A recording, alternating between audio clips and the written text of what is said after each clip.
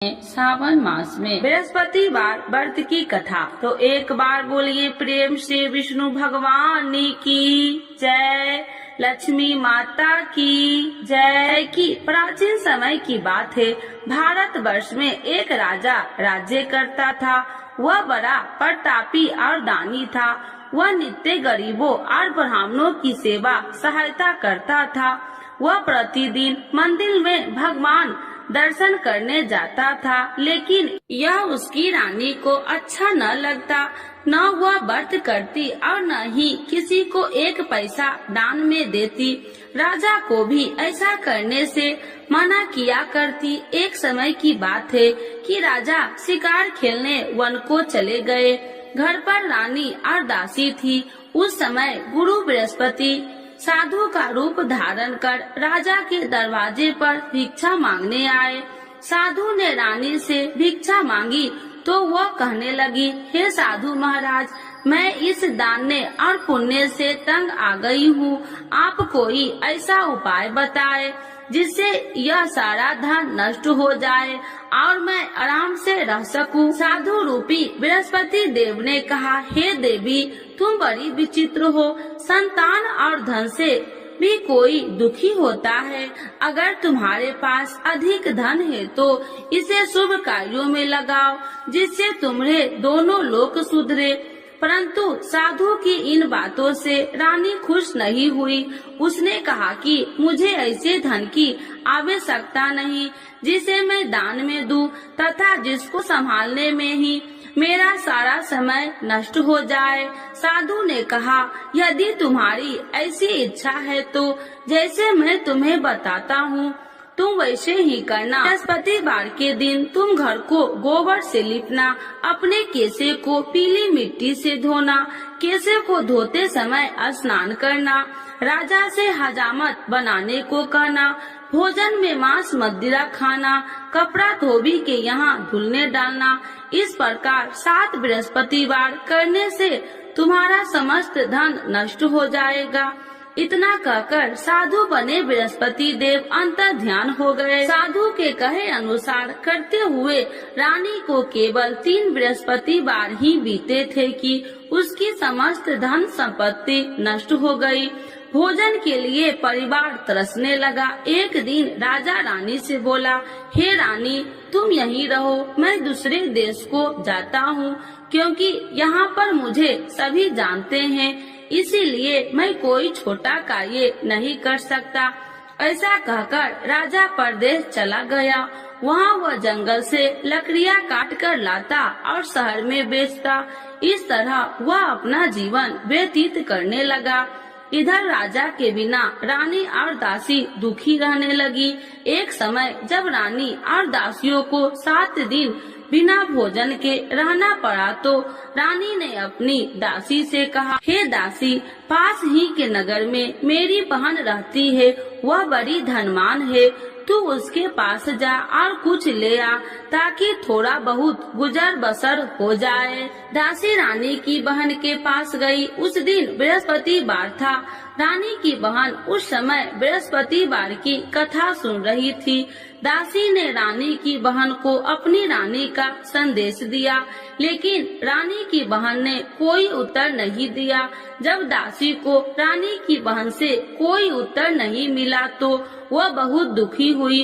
उसे क्रोध भी आया। दासी ने वापस आकर रानी को सारी बात बता दी। सुनकर रानी ने अपने भाग्य को कोसा। उधर रानी की बहन ने सोचा कि मेरी बहन की दासी आई थी, परंतु मैं उससे नहीं बोली, इससे वह बहुत दुखी हुई होगी।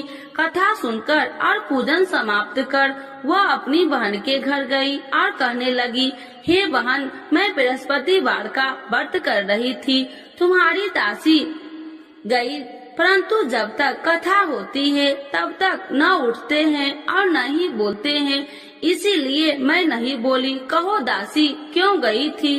रानी बोली, बहन, हमारे घर अनाज नहीं था। ऐसा कहते कहते रानी की आंखें भर आई। उसने दासियों समेत भूखा रहने की बात भी अपनी बहन को बता दी। रानी की बहन बोली, बहन देखो, बृहस्पति देव भगवान सबकी मनोकामना पूर्ण करते हैं। देखो शायद तुम्हारे घर में अनाज रखा हो। यह सुनकर दासी घर के अंदर गई तो वहाँ उसे एक घड़ा अनाज का भरा मिल गया। उसे बड़ी हैरानी हुई क्योंकि उसे एक बर्तन देख लिया था। उसने बाहर आकर रानी को बताया। दासी रानी से कहने लगी, हे रानी, जब हमको भोजन नहीं मिलता तो हम व्रत ही तो करते थे, इसीलिए क्यों न इनसे व्रत और कथा की विधि पूछ ली जाए, हम भी व्रत किया करेंगे। दासी के कहने पर रानी ने अपनी बहन से बृहस्पतिवार व्रत के बारे में पूछा। उसकी बहन ने बताया, बृहस्पतिवार के व्रत में चने की दाल और मुनक्का से विष्णु भगवान का केले की जड़ में पूजन करे तथा दीपक जलाए, पीला भोजन करे तथा कथा सुने। इससे गुरु भगवान प्रसन्न होते हैं, मनोकामना पूर्ण करते हैं। व्रत और पूजन की विधि बताकर रानी की बहन अपने घर लौट आई। रानी और दासी दोनों में निश्चय किया कि बृहस्पति देव भगवान का पूजन जरूर करेंगे। 7 रोज बाद जब बृहस्पतिवार आया तो उन्होंने व्रत रखा। घुड़सार में जाकर चना और गुड़ बिल लाई तथा उसकी दाल से केले की जड़ तथा विष्णु भगवान का पूजन किया। अब पीला भोजन कहाँ से लाए? दोनों बड़ी दुखी हुई, परंतु उन्होंने व्रत किया था, इसीलिए बृहस्पति देव भगवान प्रसन्न थे। एक साधारण व्यक्ति के रूप में वे दोनों थालों में सुंदर पीला भोजन लेकर आए और दासी को देकर बोली, हे दासी, यह भोजन तुम्हारे लिए और तुम्हारी रानी के लिए है, इसे तुम दोनों ग्रहण करना। दासी भोजन पाकर बहुत प्रसन्न हुई। उसने रानी को सारी बात बताई। उसके बाद से वे प्रत्येक बृहस्पतिवार को गुरु भगवान का व्रत और पूजन करने लगी। बृहस्पति भगवान की कृपा से उनके पास धन हो गया, परंतु रानी फिर पहले की तरह आलस करने लगी। तब दासी बोली, देखो रानी, तुम पहले भी इसी प्रकार आलस करती थी, तुम्हें धन रखने में कष्ट होता था, इस कारण सभी धन नष्ट हो गया। अब गुरु भगवान की कृपा से धन मिला है तो फिर तुम्हें आलस होता है। बड़ी मुसीबतों के बाद हमने ये धन पाया है, इसीलिए हमें दान पुण्य करना चाहिए। अब तुम भूखे मनुष्य को भोजन कराओ, प्याव लगवाओ, ब्राह्मणों को दान दो, कुआं, तालाब, बावड़ी आदि का निर्माण कराओ, मंदिर, पाठशाला बनाकर ज्ञान दो, कुमारी कन्याओं का विवाह करवाओ, अर्थात धन को शुभ कार्यों में खर्च करो, जिससे तुम्हारे कुल का यश बढ़ेगा तथा स्वर्ग की प्राप्ति हो और पितृ प्रसन्न हो। दासी की बात मानकर रानी शुभ कर्म में करने लगी, उसका यश फैलने लगा। एक दिन रानी और दासी आपस में विचार करने लगी कि जाने राजा किस दशा में होंगे, उनकी कोई खोज खबर भी नहीं है। उन्होंने श्रद्धा पूर्वक गुरु बृहस्पतिवार भगवान से प्रार्थना की, राजा जहाँ कहीं भी हो शीघ्र वापस आ जाए। उधर राजा परदेश में बहुत दुखी रहने लगा। वह प्रतिदिन जंगल से लकड़ियाँ बीन कर लाता और उसे शहर में बेचकर अपने दुखी जीवन को बड़ी कठिनता से व्यतीत करता। एक दिन दुखी हो अपनी पुरानी बातों को याद करके वह रोने लगा और उदास हो गया। उसी समय राजा के पास बृहस्पति देव साधु के भेष में आकर बोले, हे लकड़हारे, तुम इस सुनसान जंगल में किस चिंता में बैठे हो, मुझे बतलाओ। यह सुन राजा के नेत्रों में जल भर गया और साधु की वंदना कर राजा ने अपनी संपूर्ण कहानी सुना दी। महात्मा दयालु होते हैं। वे राजा से बोले, हे राजा, तुम्हारी पत्नी ने बृहस्पति देव के प्रति अपराध किया था, जिसके कारण तुम्हारी यह दशा हुई। अब तुम चिंता मत करो, भगवान तुम्हें पहले से अधिक धन देंगे। देखो, तुम्हारी पत्नी ने बृहस्पतिवार का व्रत प्रारंभ कर दिया है। अब तुम भी बृहस्पतिवार का व्रत करके चने की दाल व गुड़ जल के लोटे में डालकर केले का पूजन करो। फिर कथा कहो या सुनो, भगवान तुम्हारी सब मनोकामनाओं को पूर्ण करेंगे। साधु की बात सुनकर राजा बोले, हे प्रभु, लकड़ी बेचकर तो इतना पैसा भई नहीं बचता जिससे भोजन के उपरांत कुछ बचा सकूं। मैंने रात्रि में अपनी रानी को व्याकुल देखा है। मेरे पास कोई साधन नहीं जिससे उसका समाचार जान सकूं। फिर मैं कौन सी कहानी कहूँ, यह भी मुझको मालूम नहीं। साधु ने कहा, हे राजा, मन में बृहस्पति भगवान के पूजन व्रत का निश्चय करो। वे स्वयं तुम्हारे लिए कोई राह बना देंगे। बृहस्पतिवार के दिन तुम रोजाना की तरह लकड़ियाँ लेकर शहर में जाना। तुम्हें रोज से 2 गुना धन मिलेगा, जिससे तुम भली भांति भोजन कर लोगे तथा बृहस्पति देव की पूजा का सामान भी आ जाएगा। धीरे धीरे समय व्यतीत होने पर फिर बृहस्पतिवार का दिन आया। राजा जंगल से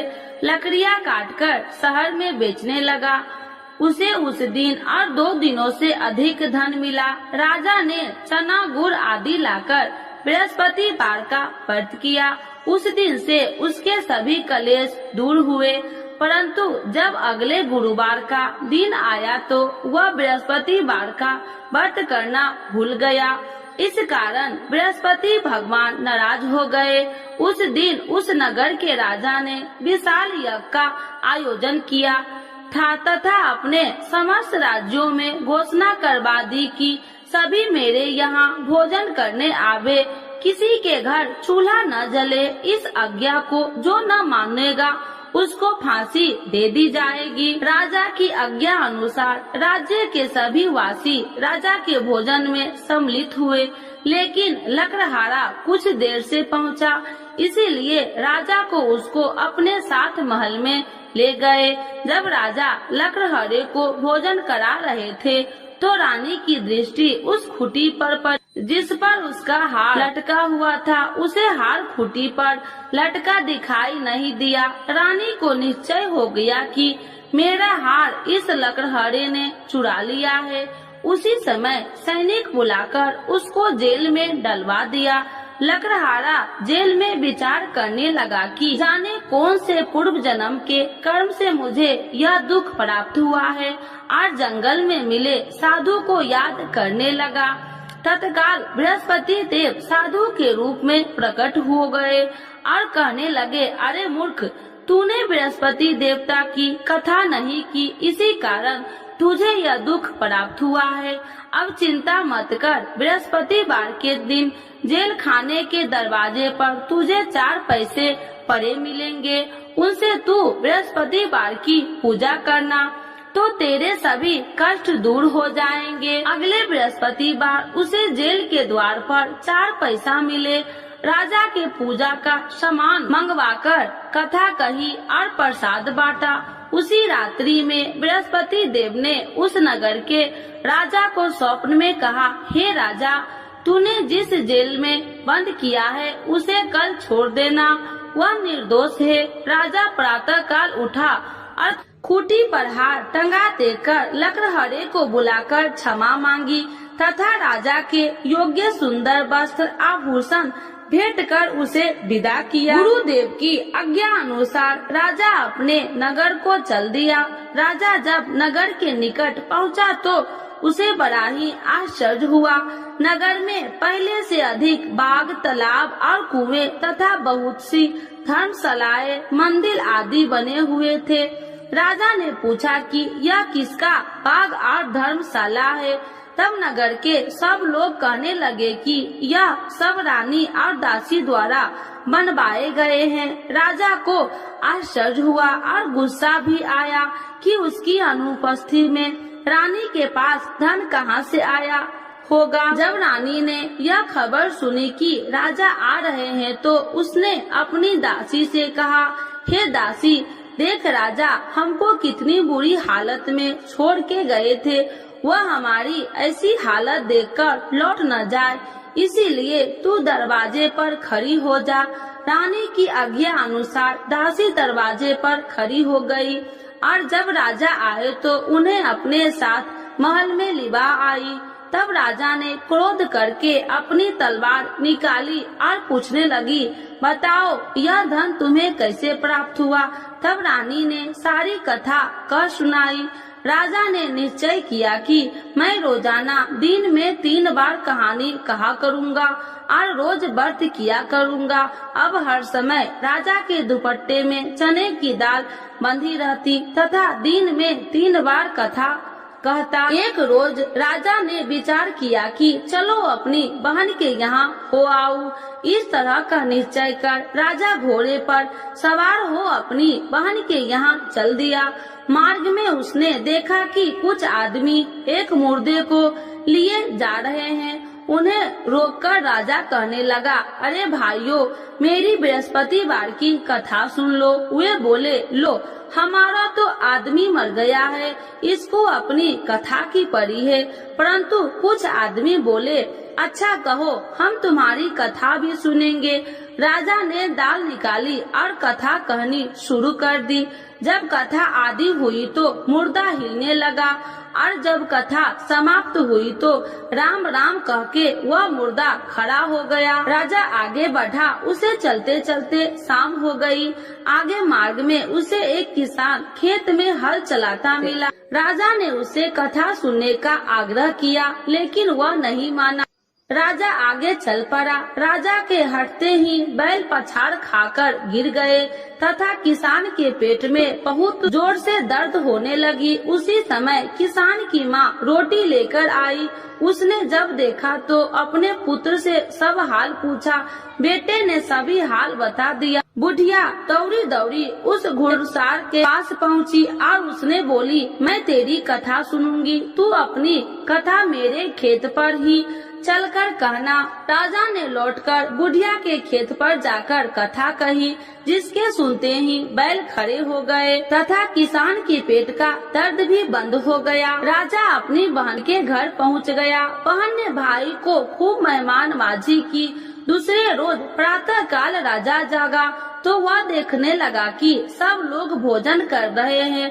राजा ने अपनी बहन से जब पूछा, ऐसा कोई मनुष्य नहीं है जिसने भोजन नहीं किया हो, जो मेरी बृहस्पतिवार की कथा सुन ले। बहन बोली, हे भैया, यह देश ऐसा ही है। यहाँ लोग पहले भोजन करते हैं, बाद में कोई अन्य काम करते हैं। फिर वह एक कुम्हार के घर गई, जिसका लड़का बीमार था। उसे मालूम हुआ कि उसके यहाँ 3 दिन से किसी ने भोजन नहीं किया है। रानी ने अपने भाई की कथा सुनने के लिए कुम्हार से कहा। वह तैयार हो गया। राजा ने जाकर बृहस्पतिवार की कथा कही, जिसको सुनकर उसका लड़का ठीक हो गया। अब तो राजा को प्रशंसा होने लगी। एक दिन राजा ने अपनी बहन से कहा, हे बहन, अब मैं अपने घर जाऊंगा, तुम भी तैयार हो जाओ। राजा की बहन ने अपनी सास से अपने भाई के साथ जाने की आज्ञा मांगी। सास बोली, हाँ चली जा, मगर अपने लड़कों को मत ले जाना, क्योंकि तेरे भाई के कोई संतान नहीं है। बहन ने अपने भाई से कहा, हे भैया, मैं तो चलूंगी, मगर कोई बालक नहीं चलेगा। अपनी बहन को भी छोड़कर दुखी मन से राजा अपने नगर को लौट आया। राजा ने अपनी रानी से सारी कथा बताई और बिना भोजन किए वह सैया पर लेट गया। रानी बोली, हे प्रभु, बृहस्पति देव ने हमें सब कुछ दिए हैं, वे हमें संतान और यश देंगे। उसी रात बृहस्पति देव ने राजा को स्वप्न में कहा, हे राजा, उठ, सभी सोच त्याग दे, तेरी रानी गर्भवती है। राजा को यह जानकर बड़ी खुशी हुई। 9वें महीने में रानी के गर्भ से एक सुंदर पुत्र पैदा हुआ। तब राजा बोला, हे रानी, स्त्री बिना भोजन के रह सकती है, परंतु बिना कहे नहीं रह सकती। जब मेरी बहन आए तो तुम मुझसे कुछ मत कहना। रानी ने हाँ कर दी। जब राजा की बहन ने यह शुभ समाचार सुना तो वह बहुत खुशी हुई तथा बधाई लेकर अपने भाई के यहाँ आई। रानी ने तब उसे आने का उलाहना दिया। जब भाई अपने साथ ला रहे थे तो तब टाल गई, उनके साथ न आई और आज अपने आप भागी भागी बिना बुलाए आ गई।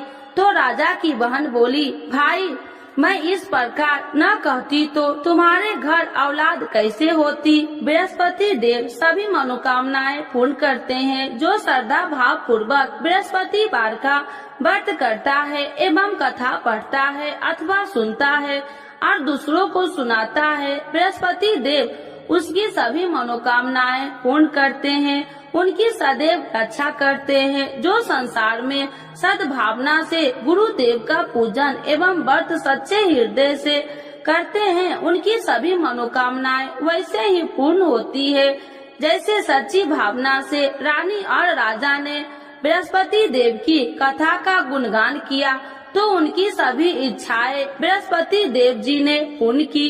अनजाने में भी बृहस्पति देव की उपेक्षा न करे, ऐसा करने से सुख शांति नष्ट हो जाती है। इसीलिए सबको कथा सुनने के बाद प्रसाद लेकर जाना चाहिए। हृदय से उनका नमन करते हुए जयकारा बोलना चाहिए। तो एक बार बोलिए प्रेम से, बृहस्पति भगवान की जय, विष्णु भगवान की जय, लक्ष्मी माता की जय। आरती श्री बृहस्पति देव की। ओम जय बृहस्पति देवा, स्वामी जय बृहस्पति देवा। छीने छीने भोग लगाऊं, छीने छीने भोग लगाऊं, कदली फल में बा। ओम जय बृहस्पति देवा, तुम्हें पूरन परमात्मा, तुम्हें अंतर्यामी, स्वामी तुम्हें अंतर्यामी। जगत पिता जगदीश्वर, जगत पिता जगदीश्वर, तुम सबके स्वामी। ओम जय बृहस्पति देवा, चरणामृत निज निर्मल, सब पातक हरिता, स्वामी सब पातक हरिता। सकल मनोरथ दायकी, सकल मनोरथ दायकी, कृपा करो भरता। ओम जय बृहस्पति देवा, तन मन धन अर्पण कर, जो जन शरण पड़े, स्वामी जो जन शरण पड़े। प्रभु प्रकट तब हो करे, प्रभु प्रकट तब हो कर, आकर द्वार खड़े। ओम जय बृहस्पति देवा, दीन दयाल दयानिधि, भक्तन हितकारी, स्वामी भक्तन हितकारी। पाप दोष सब हरता, पाप दोष सब हरता, भव बंधन हारी। ओम जय बृहस्पति देवा, सकल मनोरथ दायकी, सब संशय तारो, स्वामी सब संशय तारो। विषय विकार मिटाओ, विषय विकार मिटाओ, संतन सुखकारी। ओम जय बृहस्पति देवा, जो कोई आरती तेरी प्रेम सहित गावे, स्वामी प्रेम सहित गावे। ज्येष्ठानंद बंद सो, ज्येष्ठानंद बंद सो, सो निश्चय पावे। ओम जय बृहस्पति देवा, स्वामी जय बृहस्पति देवा। बृहस्पति भगवान की जय, विष्णु भगवान की जय, लक्ष्मी माता की जय।